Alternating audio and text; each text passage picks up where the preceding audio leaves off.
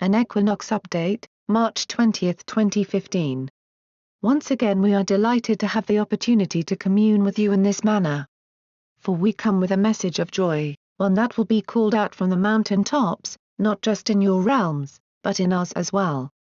For now, the waters have parted and the risen will arise, the new will come forth and the old will fade away for never to return. The advancement of the light is such, no like has ever before been seen, and so, what you have sown, you will finally harvest. For you are the ones who brought the light to these shores, and you are the ones who will reap the benefits first. But it is also through you that the benefits will be equally distributed amongst the masses, given in equal measure to all who care to embrace it. You see, once more it is the humble who shall rise, the ones who had no thought for greater glory, merely the humble aspiration to become one again. For it is this singular goal that will elevate all, as you have chosen to forego the accoutrements of the outer trappings of fortune. For you are indeed the more fortunate ones, the ones who have chosen to be just so, the ones who have taken upon them the mantle of going against the flow of outcries, the ones who have taken upon them to go where no man has gone before, and to do so carrying merely the simplest of guidance, the one that emanates from the very core of your being. And so, you have walked in the barren landscapes of nevermore, the valleys that seem to be bereft of life but not of strife, the valleys that seem to be below the level where the light could even penetrate, but you went through it all, and you emerged on the other side.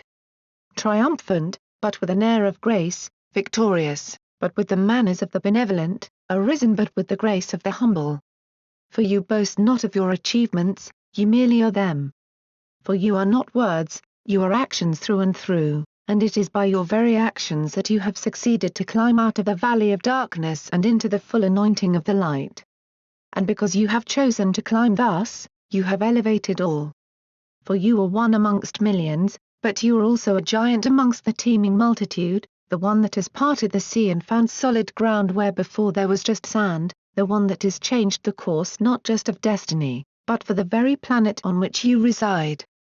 For you have set down your roots in the fertile soil that awaited you since you took that first step away from the darkness of the infertile landscape you once were forced to plough, and now, those roots have already sprouted some fresh new saplings, saplings that will grow to such a high stature in such a short time, all of mankind will be able to reside underneath the fertile boughs of this orchard.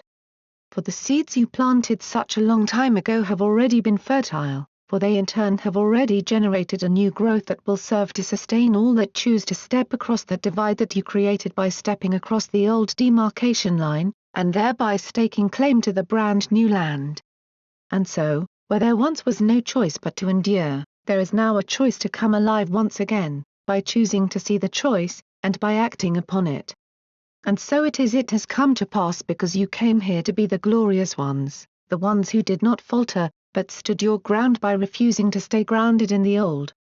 And so you stepped forward with all of your being, and you ripped apart the old illusion, tore the iron curtains to tatters and stepped out into the fresh air of freedom, the land of plenty, the land of forevermore.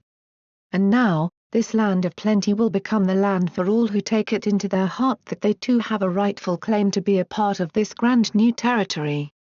For this is for all, but it will be for all to choose whether or not to become a part of it.